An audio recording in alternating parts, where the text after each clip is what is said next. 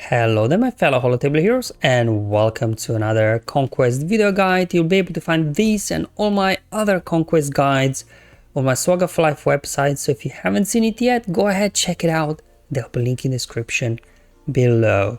And here we are in our final stages of Conquest, just pushing through the mini boss and final boss here in Sector 5.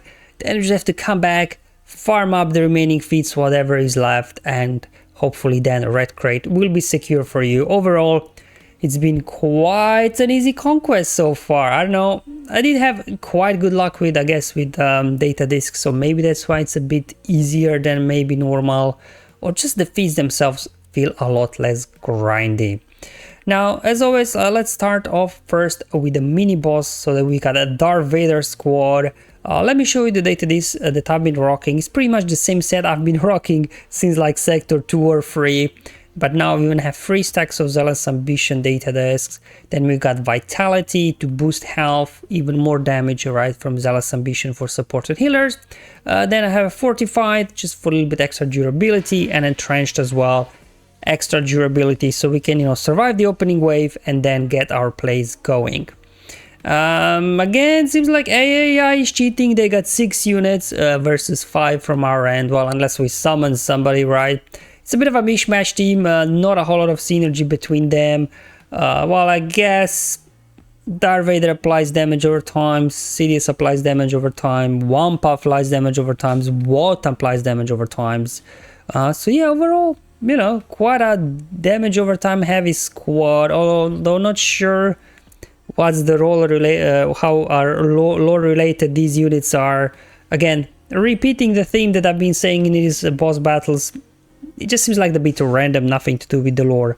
Unfortunately, I really wish they would get back and start doing more lore accurate boss battles, because those are just a lot more interesting, I think. But anyways, let's look at the feats we gotta do here, with Darth Bane surviving. And then as well, Hokey Religions, win without using Jedi Sith or unaligned Force users in your squad. Because Bane, obviously, he's a Sith Lord, we have to do this in 2 battles. This one, you can't do 2 feats in this one battle. In terms of the modifier, luckily no crazy modifiers, they just have like the standard Sith modifier from Grim Machinations. Nothing too crazy here really, to be honest. However, they are over-prepared, level 3, so huge boost to their stats, especially speed. But anyway, we can work around it. Okay, so the original idea was, well, should we try Malgus? Surely that should work, but was a little bit struggling with Malgus, and as soon as I switched over to Palpatine, just suddenly I was able to burn through these guys, using their Nihilus, Traya, Malak for being Malak, and obviously we need Bane for the feat. So as long as Malak is taunting, I think we should be good here. And the other 3 units are support, so they will be the main damage dealer. Bane will be barely tickling anybody. Obviously no Grand Arena Omicrons on him. So you can see lots of speed. All these guys start off doing their AoEs. However, Nihilus is getting all these bonus tier meter because Traya there is being hit. So he was able to get in there early, increase their cooldowns. And let's see if we can get some stuns on the board. Perfect. There we go. Let's go ahead and isolate Night Sister just to get rid of her taunt. And now we are free to go after whoever we want. Like Vader should be our first target, right? So we can shake off those damage over time so they don't slowly eat us away. Okay, there we go. Keep going, but every time obviously damage over time expires, Darth Vader is recovering some health and protection. Now Shock there is preventing health recovery but not protection recovery. There we go. Bane with a finishing blow. Let's quickly get rid of Nihilus before he gets any bright ideas about annihilating one of our guys. After those 2 guys are down, I mean, obviously with Vader down, damage over times, they do expire, so they will not eat your guys alive. Sure, let's just go ahead, annihilate Wampa. And yeah, after Vader and Nihilus go down, this team really falls apart. So again, I was trying with Malgus lead, but in the end, I'm like switched to Palp's lead, threw in Traya. So instead of going the Sith Empire route, I just went, with the standard Sith route, and it worked much better here. As you can see, no issues whatsoever wrecking these guys. Night Sister, she's quite durable. But as you can see, we are doing some nice damage here with Trey and Palps, especially because they're support. There we go, big hit. And Night Sister goes down, and this now completed for me the Darth Bane feat. So we have to do one more battle before going to the final boss, and that is the Hokey Religions. Now for this one, I brought in my clones. I thought this could work well because all those AoEs, they start off with Rex lead. Whenever we are critically hit, we are gaining bonus turn meter, so hopefully this will allow us to outrun these guys. There we go, 1 AoE, and we already have full turn meter. Unfortunately, damage over times while Vader is alive will not expire, but at least with tenacity up, we will now prevent from more damage over times stacking up. Okay, let's get our debuffs going, and let's unload an AoE here. Boom, almost got him down, stuck behind Night Sister here. Vader doing his AoE. Alright, let's see what they've got for us. Sure, let's call Tech for an assist. He supports. There we go. Vader's open. Let's go ahead, finish him off before he goes into Merciless. And now we should be good to go to finish these guys up. We can finally shake off these damage over times. They will not come back anymore after Vader goes down. And same thing as the battle one. Vader, Nihilus, and then we clean up the rest. So pretty easy, straightforward battle here with the clones.